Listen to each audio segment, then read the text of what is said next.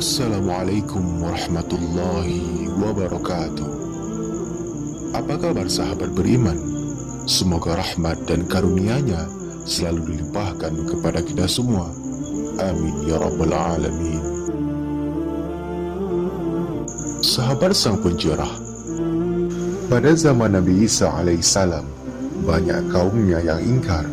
Tak hanya itu, sampai-sampai ada umatnya sendiri yang menyebar fitnah soal Nabi Isa dan bertekad membunuhnya. Fitnah itu ternyata berhasil membujuk umat lainnya dan setuju untuk membunuh Nabi Isa alaihissalam. Namun Allah subhanahu wa ta'ala menyelamatkan dan diambil dari bumi. Rupa pengkhianat itu disamakan rupanya dengan Nabi Isa alaihissalam, hingga dialah yang terbunuh. Allah subhanahu wa ta'ala menyelamatkan Nabi Isa ternyata juga ada alasan lain, yakni untuk menyelamatkan umat Rasulullah SAW saat kiamat tiba.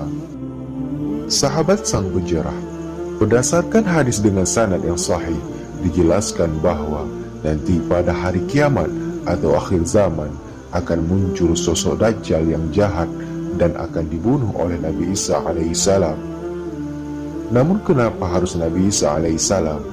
Mengapa tidak Rasulullah sendiri yang membunuh Dajjal tersebut? Rasulullah SAW bersabda, "Jika Dajjal telah keluar dan saya masih hidup, maka saya akan membela dan menjaga kalian. Namun Dajjal keluar sesudahku." Hadis riwayat Ahmad Hasan. Adapun alasan lain mengapa Nabi Isa ini kemudian ditugaskan membunuh Dajjal. Yang pertama, Nabi Isa tidaklah dibunuh dan disalib sebagaimana persangkaan orang-orang Yahudi dan Nasrani. Namun Nabi Isa diangkat oleh Allah subhanahu wa ta'ala, sedangkan orang yang disalib saat itu adalah laki-laki yang diserupakan dengan Nabi Isa alaihissalam. Dan karena ucapan mereka orang-orang Yahudi, "Sesungguhnya kami telah membunuh Al-Masih, Isa putra Maryam, Rasul Allah," padahal mereka tidak membunuhnya dan tidak pula menyalibnya, tetapi yang mereka bunuh ialah orang yang diserupakan dengan Isa bagi mereka. Al-Quran Surat An-Nisa ayat 157. Diturunkan Nabi Isa di akhir zaman akan menjadi bukti kebenaran firman Allah dan menjungkir balikan keyakinan orang-orang Nasrani. Sahabat sang pencerah, adapun alasan yang kedua yaitu ketika peristiwa kiamat terjadi, kaum Nasrani adalah bangsa mayoritas. Allah hendak menunjukkan kedustaan dan kepalsuan apa yang mereka adakan atas nama Allah terhadap Isa bin Maryam yang mereka nyatakan sebagai penebus dosa dan anak Allah. Selain itu, Nabi Isa juga akan mematahkan salib dan membunuh babi. Salib yang selama ini menjadi simbol kemusyrikan kaum Nasrani dan babi yang selama ini dianggap halal oleh mereka. Tidak ada nabi yang hidup antara masaku dan Isa. Sungguh kelak ia akan turun. Jika kalian melihatnya, maka kenalilah ia adalah seorang laki-laki yang sedang, tidak tinggi dan tidak terlalu pendek, berkulit merah keputihan.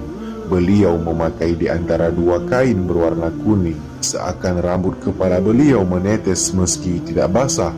Beliau akan memerangi manusia hingga mereka masuk ke dalam Islam. Beliau akan menghancurkan salib, membunuh babi dan menghapus jizyah. Hadis riwayat Abu Dawud sahih.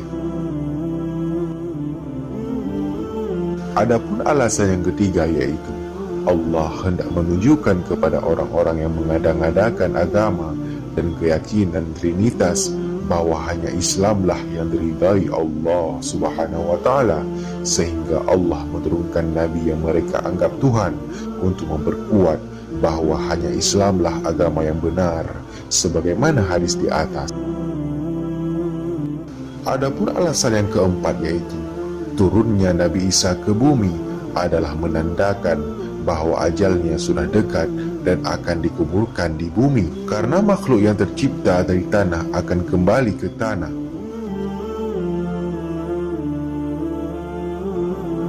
Adapun alasan yang kelima, yaitu sebagai bentuk penghormatan bahwa Rasulullah SAW lebih mulia dibanding dirinya.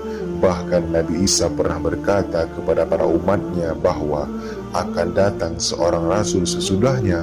Dalam Al-Quran, perkataan Nabi Isa itu terdapat dalam surah As-Saff ayat 6. Dan ingatlah ketika Isa ibnu Maryam berkata, "Hai Bani Israel, sesungguhnya aku adalah utusan Allah kepadamu yang membenarkan kitab sebelumku, yaitu Taurat, dan memberi kabar gembira dengan datangnya seorang Rasul yang akan datang sesudahku, yang namanya Muhammad sallallahu alaihi wasallam."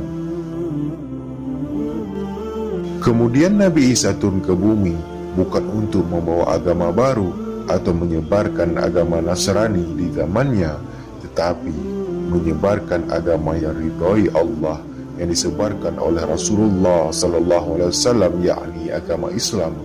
Karena Islamlah agama terakhir dan tiada nabi setelah Muhammad sallallahu alaihi wasallam.